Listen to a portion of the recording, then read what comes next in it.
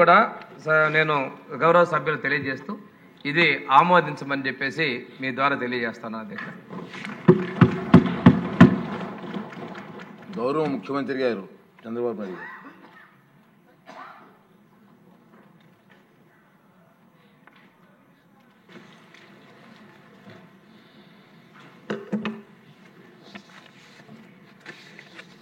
అధ్యక్ష,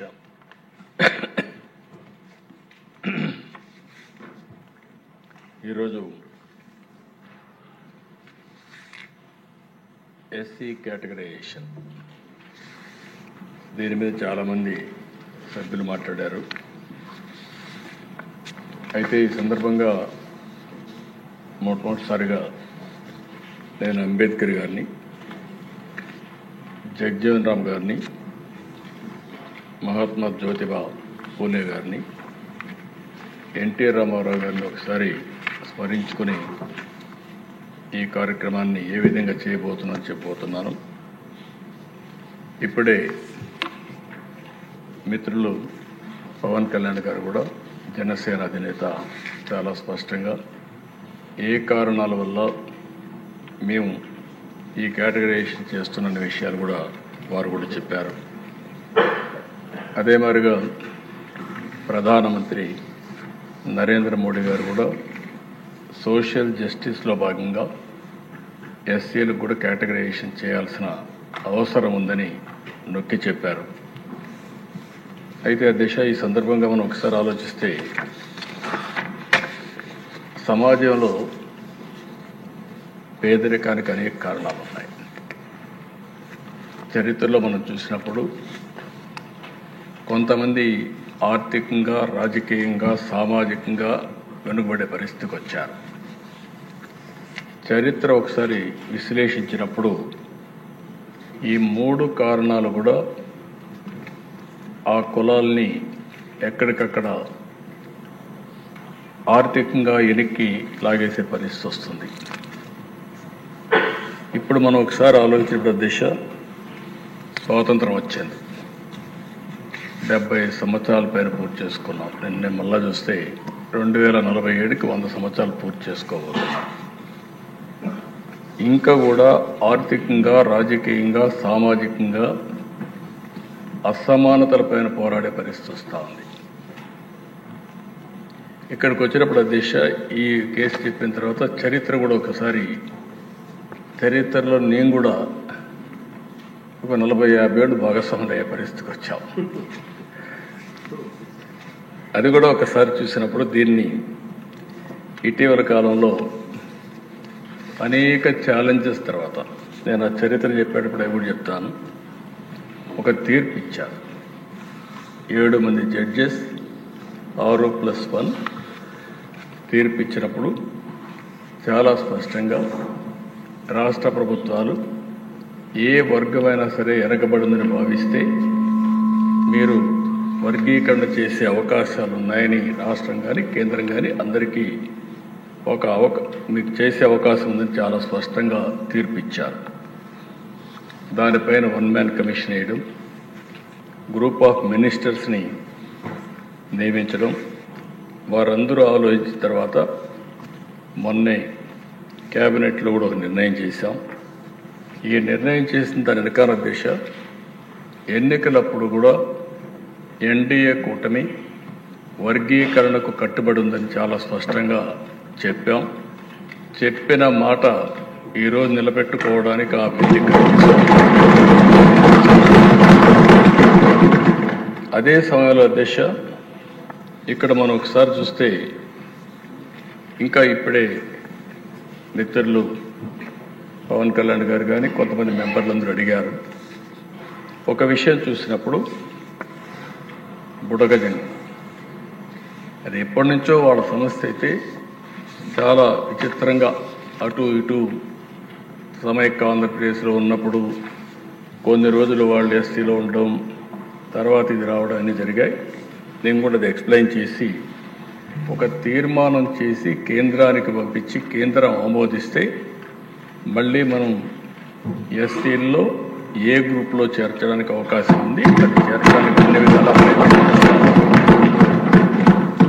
రెండోది అధ్యక్ష రిలీజ్ కానీ అదే మరి కొన్ని కులాలు కొన్ని జిల్లాల్లో ప్రధానంగా ఉన్నారు. ఈరోజు మాల సామాజిక వర్గం ఈస్ట్ వెస్ట్ గోదావరి జిల్లాల్లో ఎక్కువ ఉంటుంది. ఇంకా కొన్ని జిల్లాలు అదే మరి నెల్లూరు కానీ ఈ జిల్లాలో ఎక్కువగా ఉన్నారు.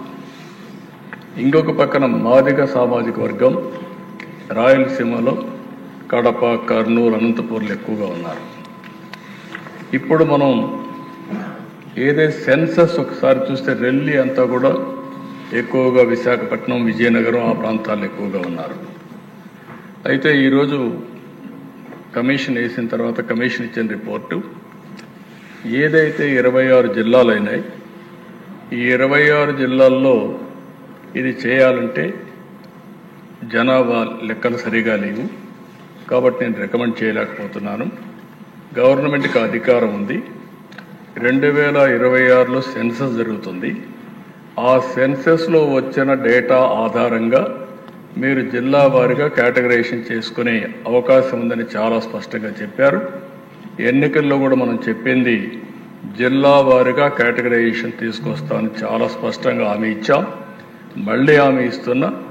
ఈరోజు డిలే అవుతుందనే ఉద్దేశంతో ఈ కార్యక్రమాన్ని చేస్తూనే మళ్ళీ సెన్సస్ రిపోర్ట్ వచ్చిన తర్వాత జిల్లా వారీగా కేటగరైజేషన్ చేయడానికి ఈ ప్రభుత్వం కట్టుబడి దానివల్ల రిలీజ్ కూడా వచ్చే అవకాశం వస్తుంది.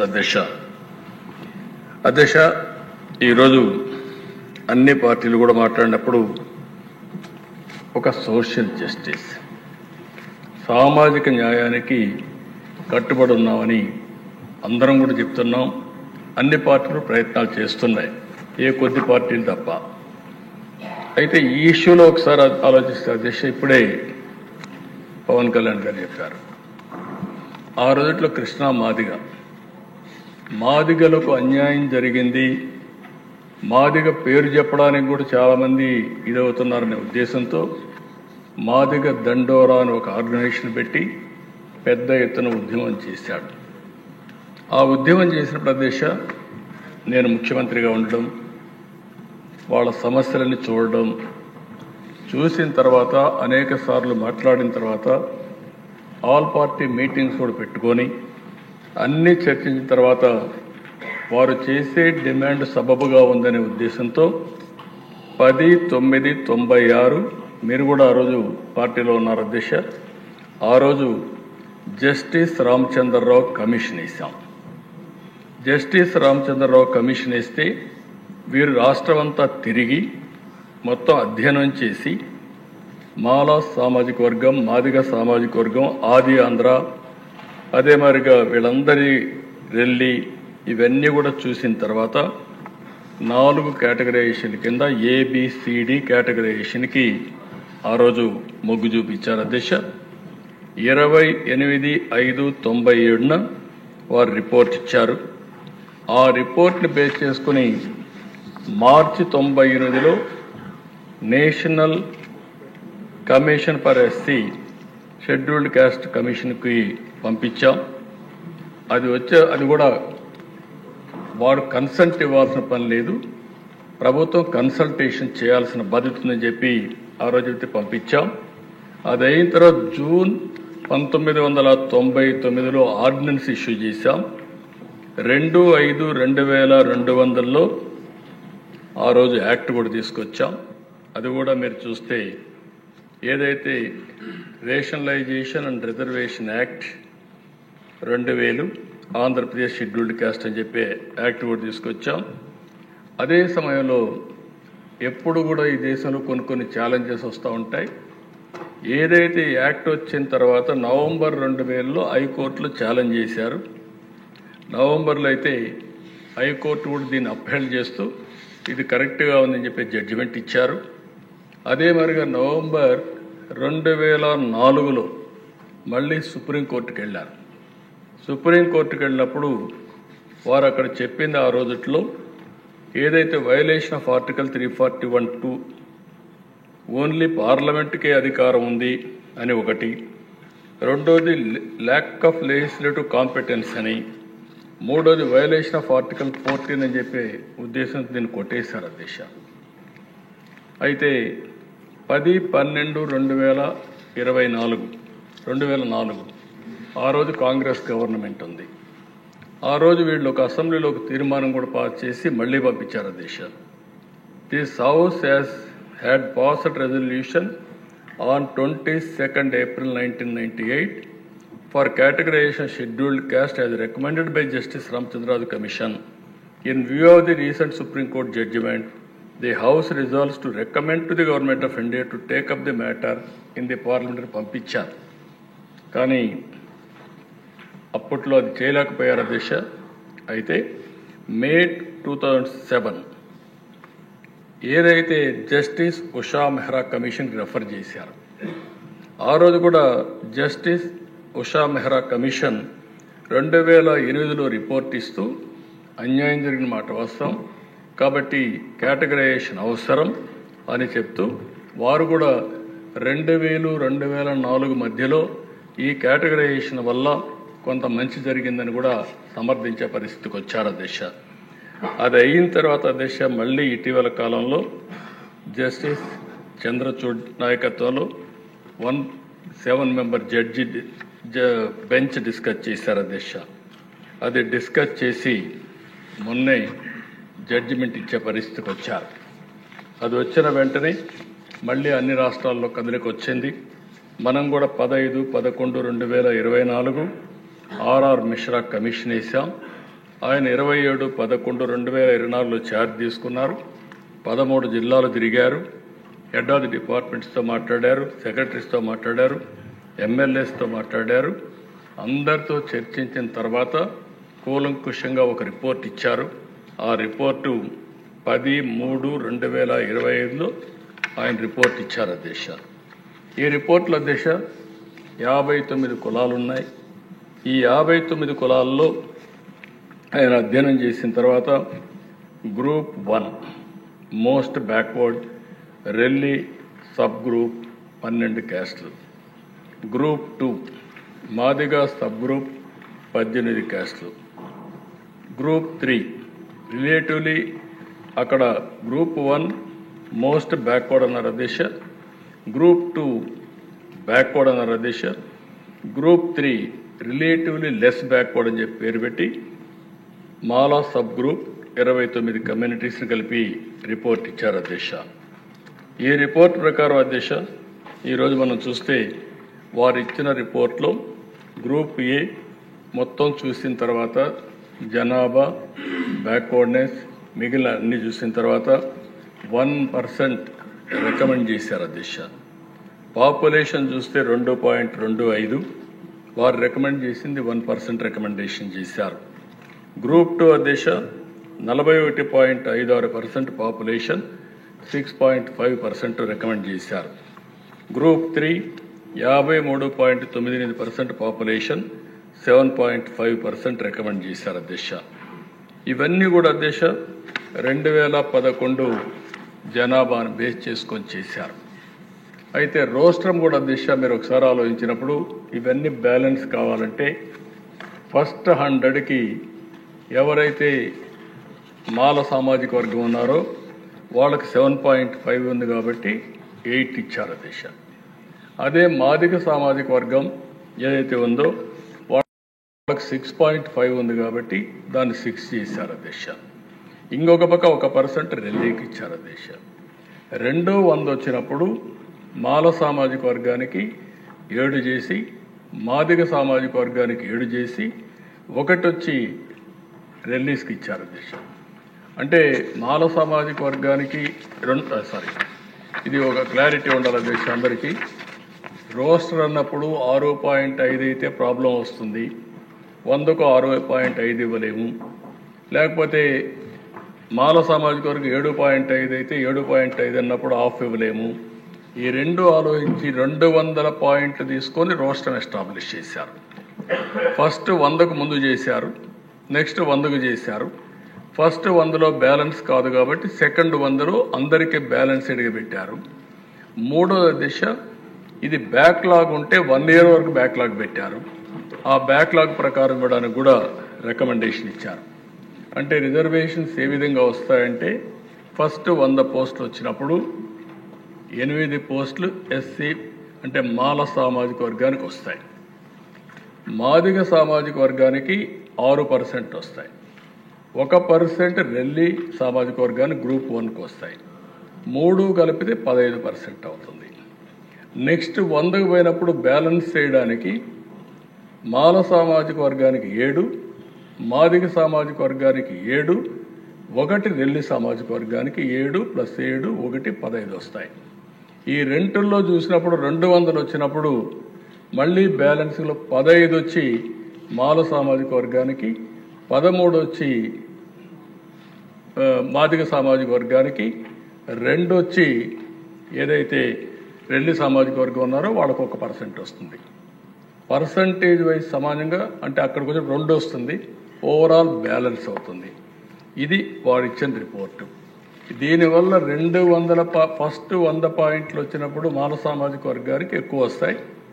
రెండో 100 వచ్చినప్పుడు బ్యాలెన్స్ అవుతుంది. ఓవరాల్గా చూస్తే 6.5, 7.5, 1% బ్యాలెన్స్ అవుతుంది. ఇది వారు ఇచ్చిన రిపోర్ట్ అధ్యక్ష. ఈ రిపోర్ట్ని యాక్సెప్ట్ చేయాల్సిందిగా ప్రతి ఒక్కరిని కూడా రిక్వెస్ట్ చేస్తున్నా. అందరినీ కోరుతున్నా.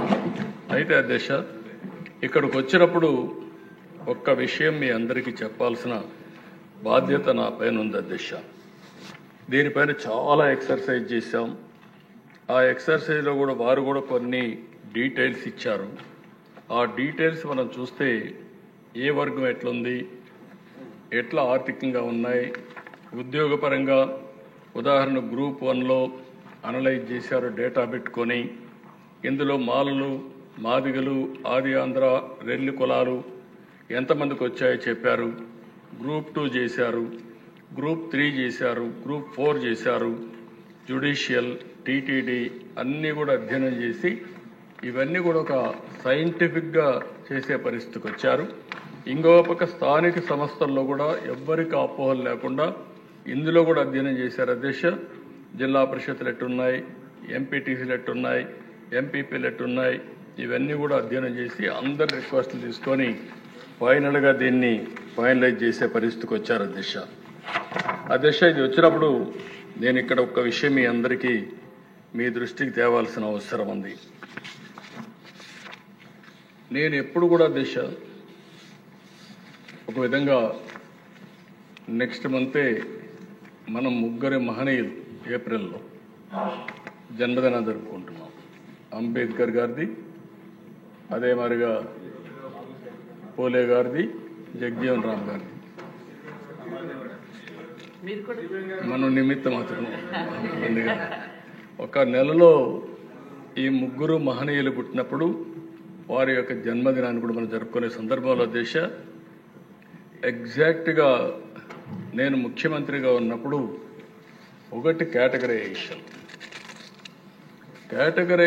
దిశ ఈరోజు చరిత్రలో కొన్ని జరుగుతూ ఉంటాయి. ఎగ్జాక్ట్గా 30 సంవత్సరాల కంటే ముందు ప్రారంభించి అనేక అడుగుదొడుగులు లేకుంటే ఇబ్బందులు, సవాళ్లు ఎదుర్కొని మళ్ళీ సుప్రీంకోర్టు పరీక్షలో నెగ్గి సుప్రీంకోర్టు కొట్టేసి మళ్ళీ 7 మెంబర్ బెంచ్కి పోయి ఒకసారి సుప్రీంకోర్టులో కొట్టేసిన తర్వాత మళ్ళీ బిగ్గర్ బెంచ్ ఉంటే తప్ప ఇది జెన్యూన్ అంటే తప్ప మళ్ళీ యాక్సెప్ట్ చేసే పరిస్థితి రాదు. అలాంటి బెంచ్కి వెళ్ళి మళ్ళీ అది యాక్సెప్ట్ చేసి ఇది న్యాయసమ్మతం అని చెప్పి మళ్ళీ హౌస్లో నేనే ఆ కేటగరైజేషన్ తీసుకొచ్చే పరిస్థితి అంటే ఒకసారి లాంగ్ జర్నీ కాకుండా సామాజిక న్యాయం కోసం ఏదైతే నేను ఆ రోజు ఆలోచించానో అది సబబని ఈ దేశంలో అత్యున్నత న్యాయస్థానం చెప్పడమే కాకుండా అత్యున్నత ప్రజా న్యాయస్థానం కూడా ఈరోజు నిర్ణయించే పరిస్థితి వచ్చింది. ఇది జీవితంలో ఒకసారి దిశ కొంతమందికి ఒక రేర్ ఆపర్చునిటీ ఓసారి అనిపిస్తుంది. ప్రజలు నాకు ఇచ్చిన అవకాశం నా పూర్వజన్మ సుకృతం. ఈరోజు ఈ పని చేయగలిగాను. అయితే అధ్యక్ష, కొంతమంది కొన్ని విధాలుగా ఆలోచిస్తూ ఉంటాం. ఇప్పుడే మిత్రులు పవన్ కళ్యాణ్ గారు చెప్పినట్టు కొంతమంది నాయకుల్లో ఒక తపన ఉంటుంది. ఎన్టీ రామారావు గారు 82లో పార్టీ పెట్టారు. పార్టీ పెట్టినప్పుడు అధ్యక్ష,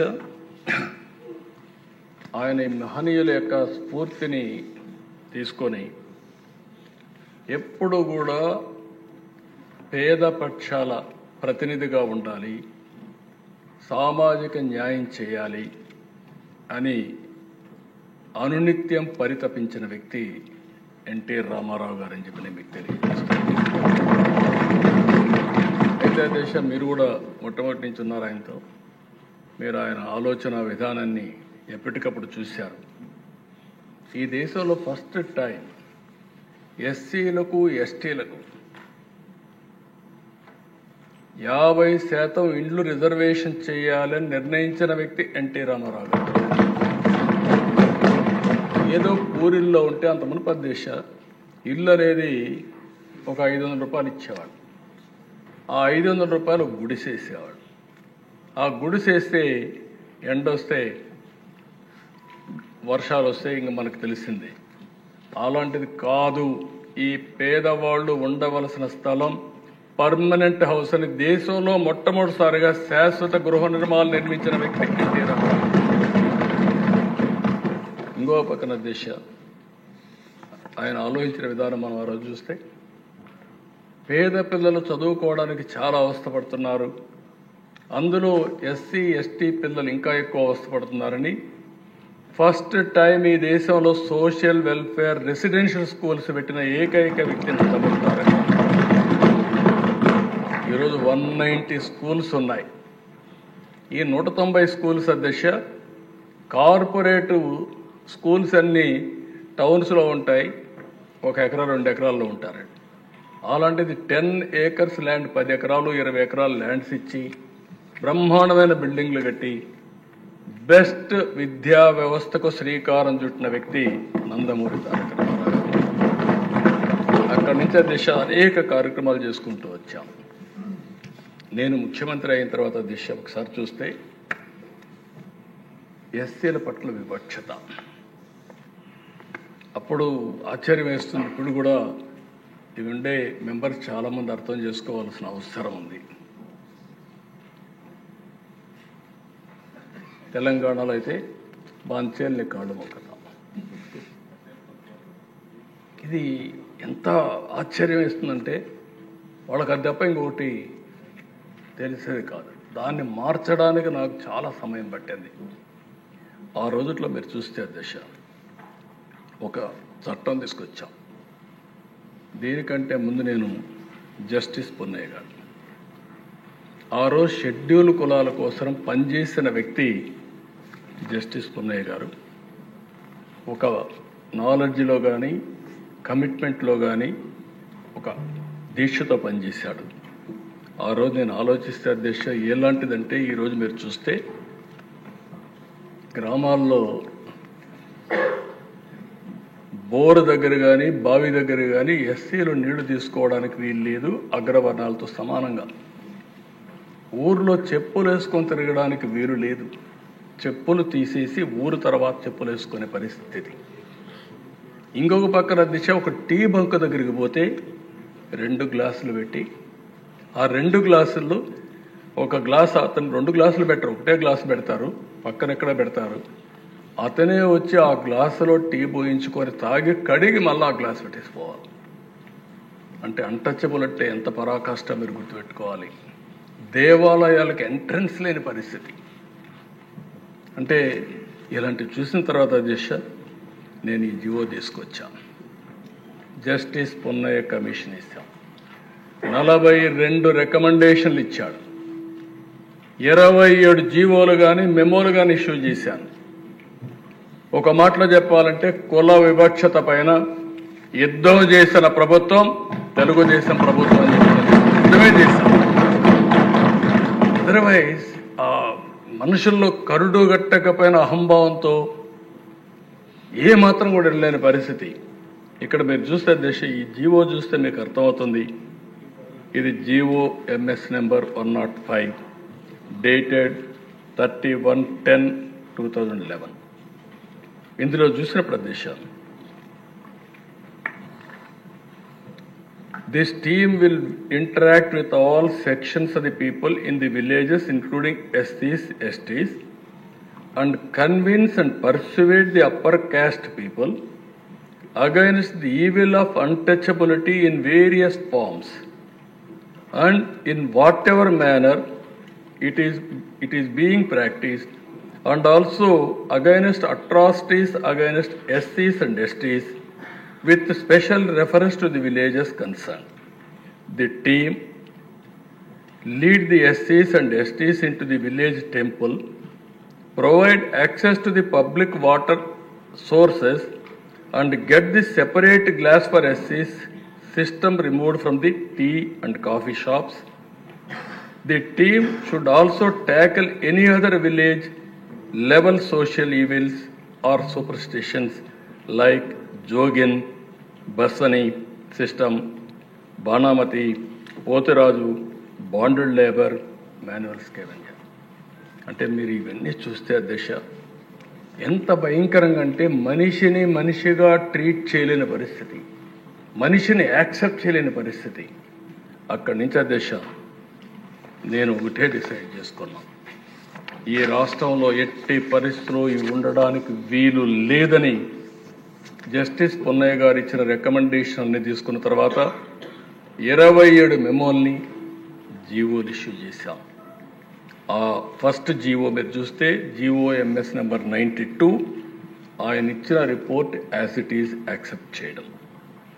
రెండో రిపోర్ట్, గిరిజన ప్రాంతంలో గిరిజన భూములని కొట్టేసేవాళ్ళు, వేరే వాళ్ళు పోయి ఆక్యుపై చేసుకొని, అవన్నీ కూడా ఐటీడీఏకి అధికారాలు ఇచ్చి గిరిజన భూములు వేరే వాళ్ళు తీసుకోవడానికి వీలు లేదు, ఈ భూములు గిరిజనులకే ఉండాలని చట్టాన్ని తీసుకొచ్చిన ప్రభుత్వం అమలు చేశాం, సిన్సియర్గా అమలు చేశాం. ఎస్సీలు అదే మరి ఇంకొక పక్కన 694 జీవోల దిశ ఎస్సీలు మరియు ఎస్టీ సమస్యలు పరిష్కరించేదానికి జిల్లా, డివిజన్, మండల స్థాయిలో పరిష్కార సెల్స్ ఏర్పాటు చేశాం. ఇంకొక పక్కన చూస్తే దిశ 105 జీవో ఇప్పుడే చదివించాను. దాని మీద అందరు అధికారులు కూడా వారానికి ఒక్కసారి ఒక విలేజ్కి వెళ్ళాలి, ఎస్ఐ వెళ్ళాలి, ఎన్జిఓలు పెట్టుకోవాలి, ఆ ఊరంతా కూడా ఎంఆర్ఓ ఉండాలి. ఆ ఊర్లో ఎవరైనా సరే ఇలాంటి అన్టచబిలిటీ యాక్ట్ కానీ పాల్పడితే ఎస్సీ అట్రాసిటీస్ యాక్ట్ పెట్టి వాళ్ళపైన చర్యలు తీసుకుంటాం చాలాసార్లు చెప్పడమే కాకుండా విలేజ్ వారిగా వెళ్ళి టామ్ చేసేవాళ్ళు, దండోరా వేసేవాళ్ళు, చూసేవాళ్ళు. ఎక్కడన్నా కాఫీ షాప్లో, టీ షాప్లో కానీ 2 గ్లాసులు ఉన్నాయా, ఆ సిస్టమ్ ఉందా, ఎవరైనా ఊర్లో బావుల దగ్గరికి నీళ్లకు వస్తే తీసుకోనికుండా చేస్తున్నారా, దేవాలయాలు ఎక్కడన్నా ఇలాంటివి చేస్తున్నారా, ఇలాంటివన్నీ కూడా వెరిఫై చేసి కఠిన చర్యలు తీసుకోవడానికి పెట్టాం. అదే మార్గ దిశ ఎవరైనా సరే ఎస్సీలకు వ్యతిరేకంగా ఉన్న వివిధ అడ్డంకులు తొలగించడానికి క్యాస్ట్ హిందూస్ ఎవరైనా సరే ముందుకొచ్చి పోరాడితే, ఉద్యమాలు చేస్తే, వాళ్ళకి సహకరిస్తే జిల్లా స్థాయిలో 5 మందికి 10,000 రూపాయలు అప్పట్లోనే అవార్డులు ఇచ్చేవాడు. రాష్ట్ర స్థాయిలో ఉత్తమ సంస్థలకు 25,000 అవార్డులు ఇచ్చాం. అంటే వీళ్ళని ప్రోత్సహించాం, కలుపుకో రావడానికి ప్రోత్సహించాం. ఇంకొక పక్కన కొన్ని ప్రాంతాల్లో, కొన్ని గ్రామాల్లో అహంభావంతో ఇష్టానుసారంగా మీరు ఎన్నన్నా చెప్పండి, కరుడుగట్టిన విధానాలతో ఎట్టి పరిస్థితుల్లో మేము ఇక్కడ ఆచరించామంటే ఆ ప్లేసులన్నీ కూడా వల్నరబుల్ ప్లేసెస్గా, హాట్ స్పాట్స్గా డిక్లేర్ చేశాం. డిక్లేర్ చేసి ఎప్పటికప్పుడు అధికార యంత్రాంగం అక్కడికి వెళ్ళడం, రిపీటెడ్గా వెళ్ళడం, ఎవరైనా దీన్ని వైలేట్ చేస్తే వాళ్ళపైన చర్యలు తీసుకోవడం మొదలుపెట్టాం. అదే మరిగా దిశ ఎక్కడైనా సరే ఒక అత్యాచారం ఎస్సీలపైన జరిగితే జిల్లా అధికార యంత్రాంగం, కలెక్టర్, ఎస్పీ డైరెక్ట్గా వితిన్ 24 అవర్స్లో ఆ విలేజ్కి వెళ్ళాలి, వాళ్ళని పనిష్ చేయాలి. అలాంటి వ్యవస్థ తీసుకొచ్చాం. అయితే ప్రజల్లో అపోహలు కలిగించడానికి కాదు, వాళ్ళలో మార్పు తేవడానికి. దీనిపైన పీస్ కమిటీలు వేసాం. పీస్ కమిటీలు వేసి ఏ ఊరికి ఆ ఊరు కూర్చోబెట్టి ఇది మంచిది కాదు, ఇది కరెక్ట్ కాదు, మానవత్వంతో ముందుకు పోవాలని చెప్పి వాళ్ళకి చెప్పాం. రెండోది, ఒక్కోసారి ఎస్సీల్లో డబ్బులు ఉండవు, చాలా ఇబ్బందులు ఉంటాయి, కోర్టు వాళ్ళకు డబ్బులు ఉండవు అనే ఉద్దేశంతో ఫస్ట్ టైం ఎస్సీ అట్రాసిటీస్ పైన స్పెషల్ కోర్టులు పెట్టాం. అదే సమయంలో అడ్వకేట్ బెస్ట్ అడ్వకేట్స్ని పెట్టి వాళ్ళ కేసులన్నీ వాదించడానికి సహకరించాం. దీనికంతా గవర్నమెంటే డబ్బులు పెట్టుకున్నాం. ప్రతి నెల రిపోర్ట్లు తెప్పించేవాళ్ళం. ఇంకో పక్క విజిలెన్స్ కమిటీ డిస్ట్రిక్ట్లో మీరు చూస్తే DVMC district vigilance monitoring committee ఓటేసి ఇవన్నీ కూడా రివ్యూ చేశాం. మండల్ లెవెల్ కమిటీలు వేసాం. మండల్ లెవెల్ కమిటీలో ఎంపీడీఓ, ఎంపీపీ, ఎంఆర్ఓ వీళ్ళందరినీ పెట్టి ఎస్ఐలు పెట్టి మొత్తం మానిటర్ చేసే పరిస్థితికి వచ్చాం.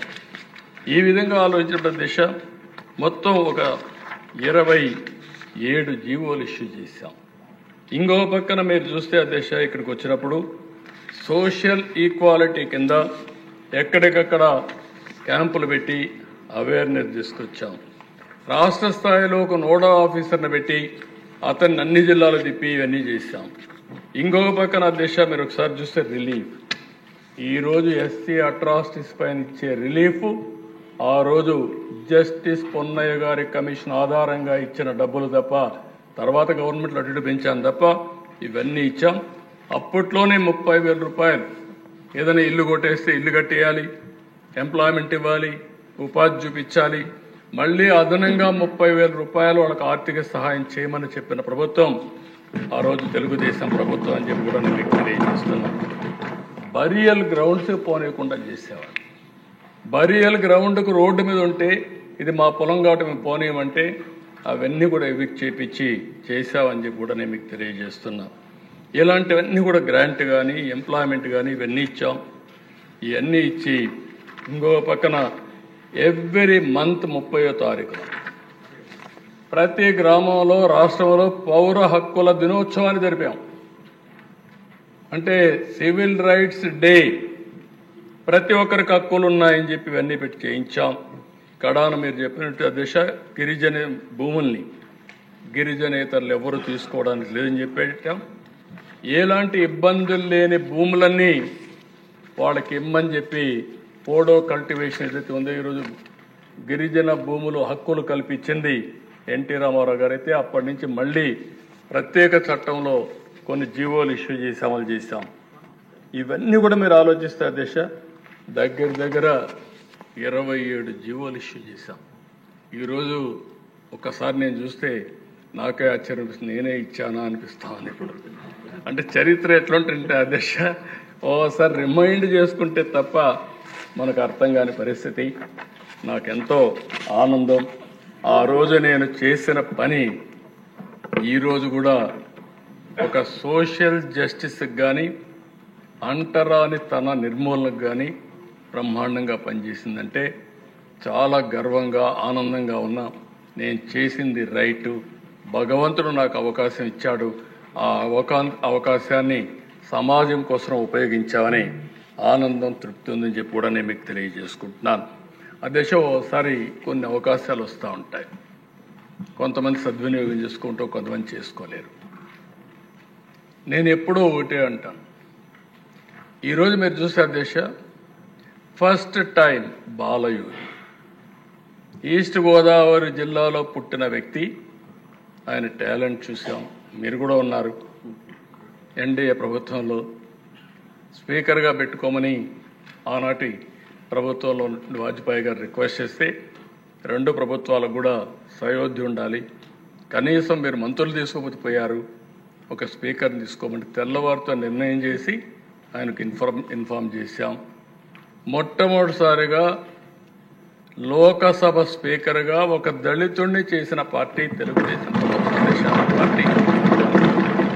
బ్రహ్మాండంగా రాణించాడు. గోదావరి ట్రైన్లో వచ్చి నా దగ్గరకు వచ్చినాక ఫ్లైట్ ఎక్కిపోతానంటే నువ్వు వెళ్ళమని చెప్పిన తర్వాత ఢిల్లీలో ఫ్లైట్లో ఉన్నాడు.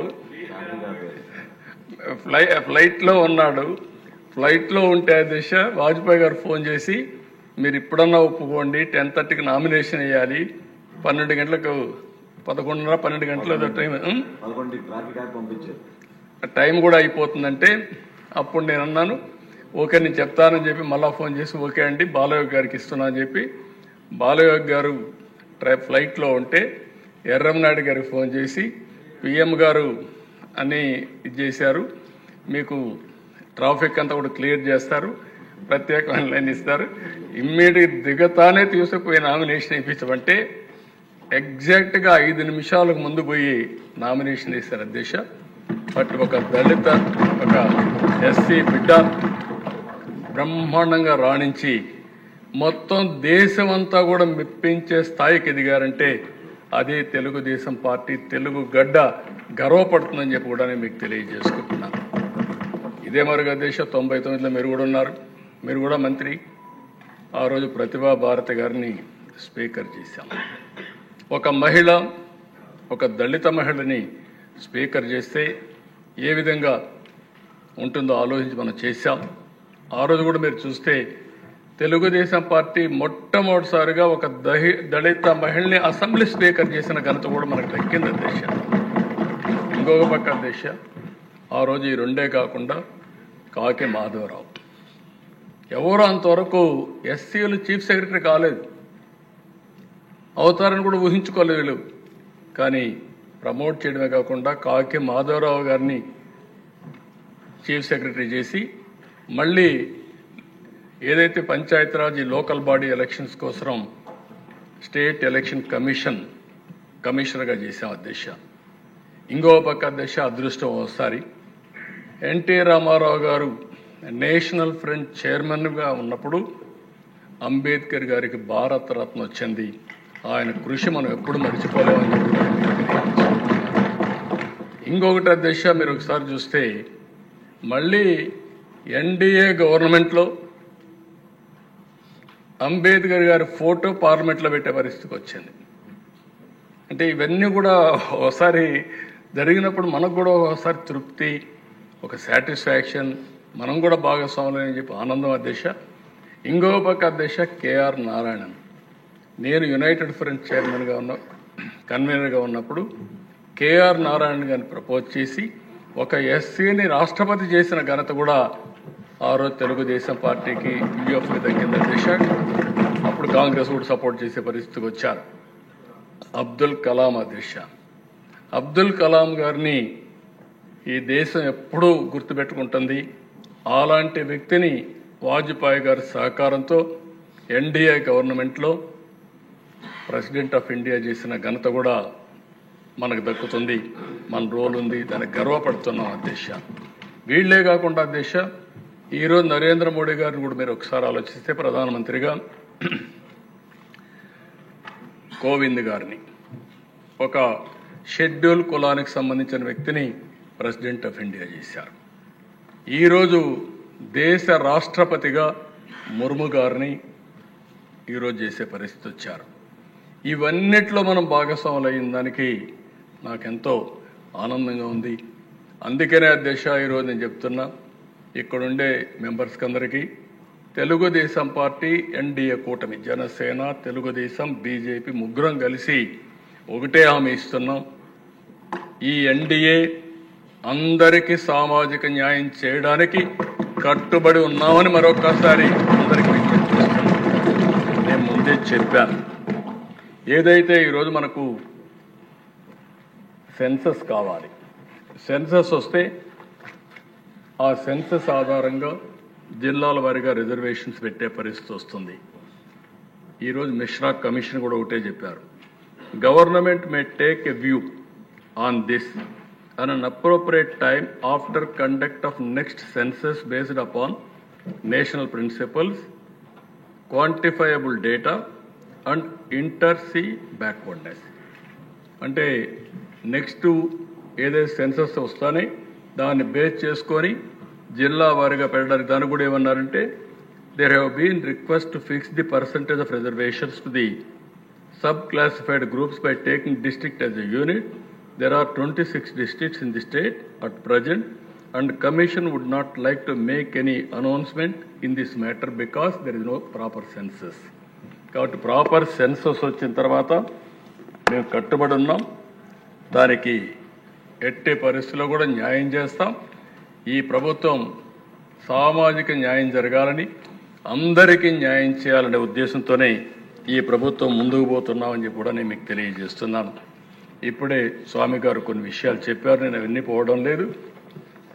గడచిన ప్రభుత్వం 5 ఏళ్లలో ఒక్క పైసా ఖర్చు పెట్టకపోతే, ఈ ప్రభుత్వానికి ఆర్థిక ఇబ్బందులున్నా ఎస్సీల కోసం 804 కోట్ల అవుట్లేతో 340 కోట్ల రూపాయలు సబ్సిడీతో, గవర్నమెంట్ గ్రాంట్తో ఎకనామిక్ సపోర్ట్ స్కీమ్స్ తీసుకొచ్చాం. సబ్ ప్లాన్ పూర్తిగా రద్దయ్యే పరిస్థితి వచ్చింది. 14-19 సబ్ ప్లాన్ పర్ఫెక్ట్గా అమలు చేశాం. ఇందులో కూడా దిశ మీరు ఒకసారి చూస్తే అప్పట్లోనే ఎస్సీ సామాజిక వర్గానికి, మాల సామాజిక వర్గానికి, మాదిగ సామాజిక వర్గానికి జనాభా దామాషా ప్రకారం ఆర్థిక వనరులు కూడా అప్పుడే కేటాయించాం. ఈరోజు మళ్ళీ ఈ కార్యక్రమం వల్ల 22,000 మంది బెనిఫిట్ అయ్యే పరిస్థితి వచ్చారు. నేషనల్ ఏదైతే ఫైనాన్స్ డెవలప్మెంట్ కార్పొరేషన్ ఉందో అది కూడా ఒక్క పైసా తీసుకురాకుండా మన ఎస్సీ ఫైనాన్స్ కార్పొరేషన్ కూడా క్లోజ్ చేసే పరిస్థితి వచ్చారు. ఈరోజు 5 వీళ్ళు బకాయిలు పెట్టి వెళ్ళిపోయారు. ఆ డబ్బులు కట్టకపోతే డబ్బులు ఇవ్వమంటే 5 సంవత్సరాల్లో పాత బకాయిలు చెల్లిస్తామని అగ్రిమెంట్ ఇచ్చి, ఎంఓ ఇచ్చి, ఒక ఎంఓ వాళ్ళ డబ్బులు కూడా కట్టి మళ్ళీ డబ్బులు రెగ్యులరైజ్ చేశాం. దీనివల్ల చాలా వరకు మళ్ళీ ఎస్సీలకు న్యాయం జరిగే పరిస్థితి వస్తుంది. కొంతమంది రిక్వెస్ట్ చేశారు, ఇప్పుడే మాల సామాజిక వర్గానికి చెందిన వారు కానీ, మాదిగ సామాజిక వర్గానికి చెందిన వారు కానీ ఆర్థికంగా కూడా పైకి తీసుకొచ్చే కార్యక్రమాలు ఇమ్మని చెప్పి కోరారు. ఈ ప్రభుత్వం కట్టుబడి ఉంది. ఓసారి వాళ్ళ కుల వృత్తుల వల్ల కొన్ని పనులు ఇచ్చే అవకాశం ఉంటుంది. ఏమేం చేయాలని నేను ఆలోచించి తప్పకుండా దీనికి శ్రీకారం చుడతామని చెప్పి కూడా మాల సామాజిక వర్గానికి కానీ, మాదిగ సామాజిక వర్గానికి కానీ, రెల్లి సామాజిక వర్గానికి కానీ, కడాన బుడగ జంగం సభ్యులకు కూడా విజ్ఞప్తి చేస్తున్నాను. అధ్యక్ష, ఇప్పుడే మన మెంబర్స్ అందరూ చెప్పారు. ఈరోజు బుడగ జంగం చూస్తే ఎక్కడికి పోయినా వీళ్ళు చాలా పెద్ద ఎత్తున వాళ్ళ బాధలు చెప్పుకోవడానికి వస్తూ ఉంటారు. వీళ్ళది కూడా ఒక విచిత్రమైనటువంటి సమస్య. మీరు ఒకసారి చూస్తే అధ్యక్ష, 1950 రాజ్యాంగ ఉత్తర్వు ప్రకారం బేడ జంగం కులాన్ని పూర్వపు మద్రాసు రాష్ట్రం షెడ్యూల్ కులాల్లో చేర్చలేదు. మనం మెడ్రాస్ ప్రెసిడెన్సీలో ఉన్నాం. కానీ అది పూర్వపు హైదరాబాద్ రాష్ట్రం షెడ్యూల్ కులాల జాబితాలో చేర్చబడ్డారు. 56లో షెడ్యూల్ కులాలు మరియు షెడ్యూల్ తెగల జాబితా ఆర్డర్ 56లో బేడ జంగం కులాన్ని ఆంధ్రప్రదేశ్, తెలంగాణ ప్రాంతంలోని 10 జిల్లాలకు మాత్రం చూపించారు. 76 షెడ్యూల్ కులాలు మరియు షెడ్యూల్ తెగల ఉత్తర్వుల చట్టం 1976 ప్రకారం బేడ జంగం కులానికి ఎటువంటి ప్రాంత పరిమితి లేకుండా రాష్ట్ర వ్యాప్తంగా సమైక్య ఆంధ్రప్రదేశ్ మొత్తం వర్తింపజేశారు, ఎస్సీలో చేర్చారు.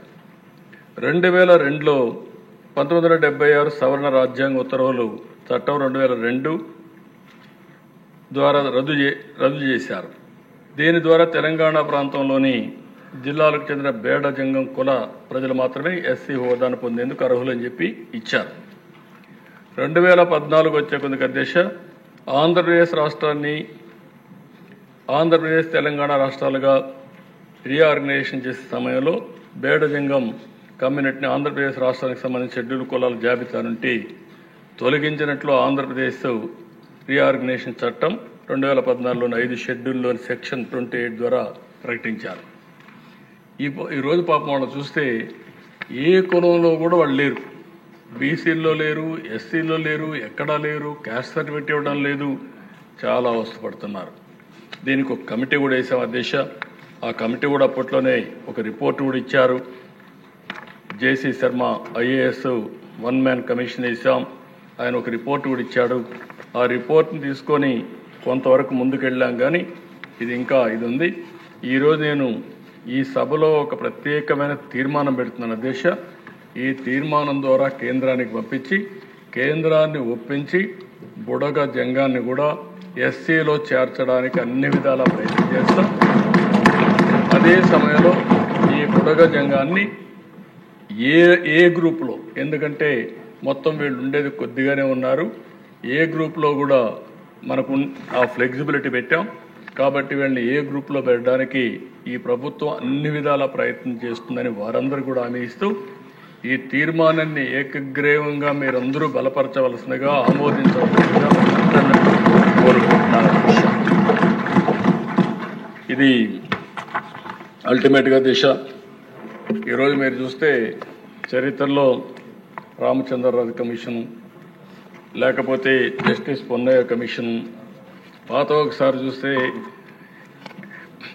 కృష్ణా మాదిగా ఎట్లెట్లా ఇది చేశాడు, నారావారిపల్లి సీఎం ఇంటి నుండే మాదిగ పాదయాత్ర, అక్కడికి పోయి మా తల్లి దగ్గర మెమరాండం ఇచ్చి ఆవిడ ఆశీర్వాదాలు తీసుకొని బ్లెస్సింగ్స్ తీసుకొని అక్కడి నుంచి ప్రారంభించడం, ఇవన్నీ చూసినప్పుడు అధ్యక్ష ఓసారి చాలా ఎమోషన్ గురవుతాం చరిత్రలో. I have done, but ఈరోజు ఈ అసెంబ్లీ సాక్షిగా ఒక్క నిమిషం అధ్యక్ష,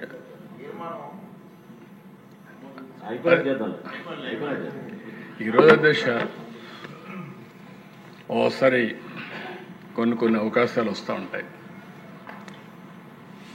నాది కూడా ఒక సుదీర్ఘమైన రాజకీయ చరిత్ర, ముందుకు పోతున్నాం. ఎక్కడో పుట్టి ఒక మామూలు గ్రామంలో అందరి మాదిరిగానే మా ఊర్లో అయితే 20 ఇళ్ళు ఉండేటివి. మా ఊరికి రోడ్డు కూడా లేదు.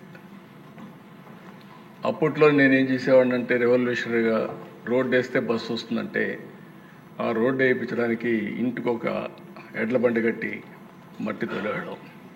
తోలి మళ్ళా వాళ్ళని బస్సు వేయించుకునేవాళ్ళం. అది ఒకటే బస్సు వచ్చేది. అది ఎప్పుడో తెల్లవారితో వచ్చి మళ్ళా సాయంత్రం వచ్చేది. అలాంటి ఊర్లో పుట్టి సరే విద్యార్థి దశ నుంచి ఫైట్ చేసి అక్కడి నుంచి ఎదిగి అంచెలంచెలుగా ఈరోజు కొన్ని నిర్ణయాలు తీసుకొని, ఒక పక్క నిన్నే బిల్ గేట్స్తో మాట్లాడితే ఒక వండర్ఫుల్ ఎక్స్పీరియన్స్. 30 సంవత్సరాల కంటే ముందు ఏం జరిగిందో ఆయన చెప్పినప్పుడు గుర్తు చేసినప్పుడు ఒక సాటిస్ఫాక్షన్. ఇక్కడికి వచ్చినప్పుడు ఒక సామాజిక న్యాయానికి, వెనుకబడిన వర్గాల కోసం కానీ, షెడ్యూల్ కులాల కోసం కానీ, షెడ్యూల్ తెగల కోసం కానీ, మైనారిటీ వర్గాల కోసం ఎక్కడ పేదవాళ్ళు ఉంటే అక్కడ మనం ఉండాలనే ఉద్దేశంతో ఈ జర్నీ అంతా ప్రారంభించాం. సామాజిక న్యాయం చేశాం. ఈ నెలలోనే ఇవన్నీ కూడా అధ్యక్ష నేను చెప్పినట్టన్నీ కూడా మీరు చూస్తే ఏ వ్యక్తికి కూడా మాకు అన్యాయం జరిగింది, జరుగుతూ ఉంది అని చెప్పడానికి వీలు లేకుండా చేయాలనేదే మా తపన. నా తపనకు సహకరించినటువంటి పవన్ కళ్యాణ్ గారికి, బీజేపీకి కూడా మనస్ఫూర్తిగా ధన్యవాదాలు తెలియజేస్తున్నాను. ఒకప్పుడు P3 పెట్టాం. P3 అనేది ప్రభుత్వం ప్రైవేట్ భాగస్వామ్యం, సంపద సృష్టించడం. ఈ సంపద వల్ల ఉపాధి, ఆదాయాన్ని పెంచి ప్రజలకు మెరుగైన వసతులు ఇవ్వడం. ఈరోజు అధ్యక్ష ఈ నెలలోనే ఇంకొక కార్యక్రమం ఇక్కడ వచ్చింది కాబట్టి చెప్తున్నాం. P4 తీసుకొస్తున్నాం. తెలుగు నూతన సంవత్సరం ఉగాది రోజున ప్రభుత్వం P4, ప్రభుత్వం ప్రైవేట్ ప్రజలు భాగస్వామ్యం. సమాజంలో మనకు 1,70,00,000 కుటుంబాలు ఉన్నాయి. నేను ఒక పిలిపిచ్చాను. హై నెట్వర్త్ ఇండివిజువల్స్, బాగా డబ్బులుండే టాప్ 10% ఫ్యామిలీస్, బాటమ్ 20% ఫ్యామిలీస్ని అడాప్ట్ చేసుకోమని, మెంటర్ చేయమని. వాళ్లకు సమాజం ఈ శక్తి ఇచ్చింది. ఈరోజు వాళ్ళు కూడా ఎక్కడి నుంచో రాలేదు. ఇప్పుడు నేను ఈ స్థాయికి వచ్చానంటే అంచెలంచెలుగా ఎవరిచ్చారు అధ్యక్ష నాకు ఈ అవకాశం? ఈ రాష్ట్రంలో ఉండే ప్రజలు ఇచ్చారు, సమాజం ఇచ్చింది. ఆ సమాజం ఇచ్చిన అవకాశాన్ని మళ్ళీ సమాజం కోసం హెచ్చించడం నా బాధ్యతగా ఆలోచించి అనునిత్యం నేను పనిచేస్తున్నాను అధ్యక్ష. అందుకే ఈ సందర్భంగా ఒక పిలిపిచ్చాను నేను. ఎవరైతే సమాజం వల్ల పైకొచ్చిన వ్యక్తులు, మనతో సమానంగా పుట్టిన వ్యక్తులు మన ఊర్లో ఇంకా పేదరికంలో ఉన్నారు, 3 పూట్ల తిండి లేని పరిస్థితిలో ఉన్నారు, సరైన నీళ్లు లేని పరిస్థితి, వాళ్ళు మనుషులే.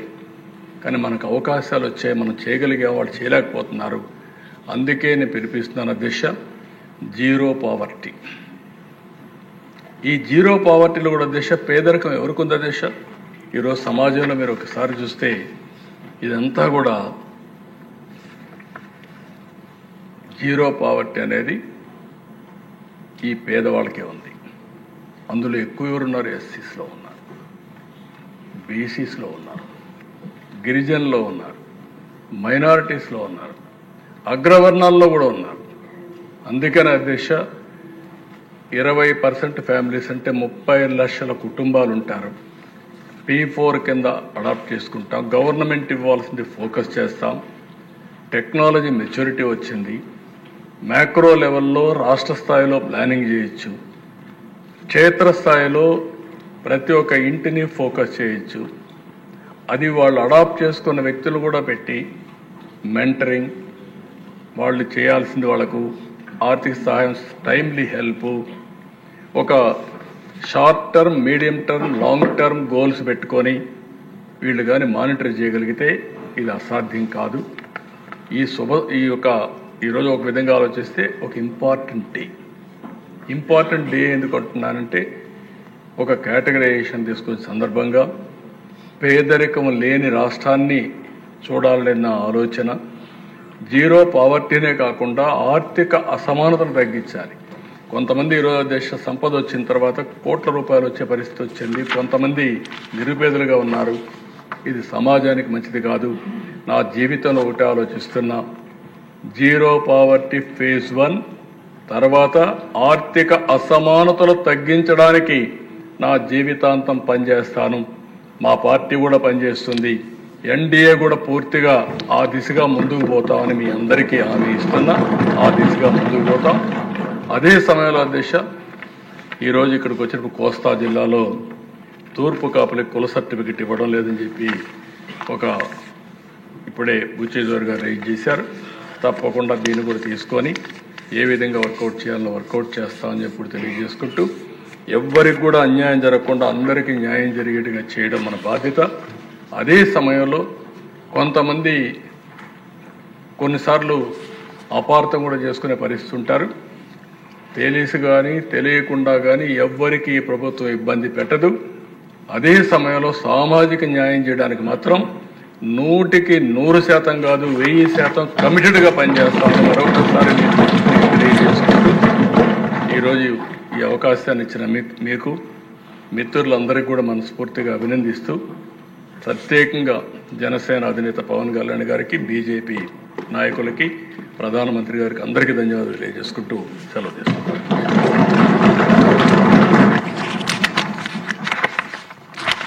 తర్వాత ఇప్పుడే ముఖ్యమంత్రి గారు ఒక తీర్మానాన్ని అనౌన్స్ చేశారు. అది మీ అందరూ చూశారు. ఆంధ్రప్రదేశ్ షెడ్యూల్ కులాల జాబితాలో మరలా బుడగ జంగం కమ్యూనిటీని చేర్చవలసిందిగా కేంద్ర ప్రభుత్వాన్ని కోరుతూ ఒక తీర్మానం ప్రవేశపెట్టడం జరిగింది. మరి తీర్మానం మీద మా సభలో కూడా మాట్లాడాల్సిన అవసరం ఉంది కాబట్టి గౌరవ ముఖ్యమంత్రి గారు ప్రవేశపెట్టిన తీర్మానం సభా సమక్షంలో ఉంది. అనుకూలంగా ఉన్నవారు అవుననండి, వ్యతిరేకంగా ఉన్నారు కాదనండి. అవునన్నారు, అందరూ అవునన్నారు. తీర్మానం ఏకగ్రీవంగా ఆమోదించబడింది.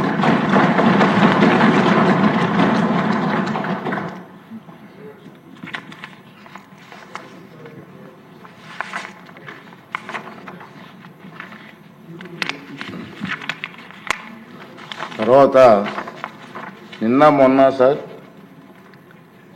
విజయవంతంగా క్రీడల పోటీలు జరిగాయి, చాలా బాగా జరిగాయి. చాలామంది ఉత్సాహంగా పాల్గొన్నారు. మహిళా ఎమ్మెల్యేలు కూడా రాత్రి 8-9 గంటల వరకు ఆడుతూనే ఉన్నారు.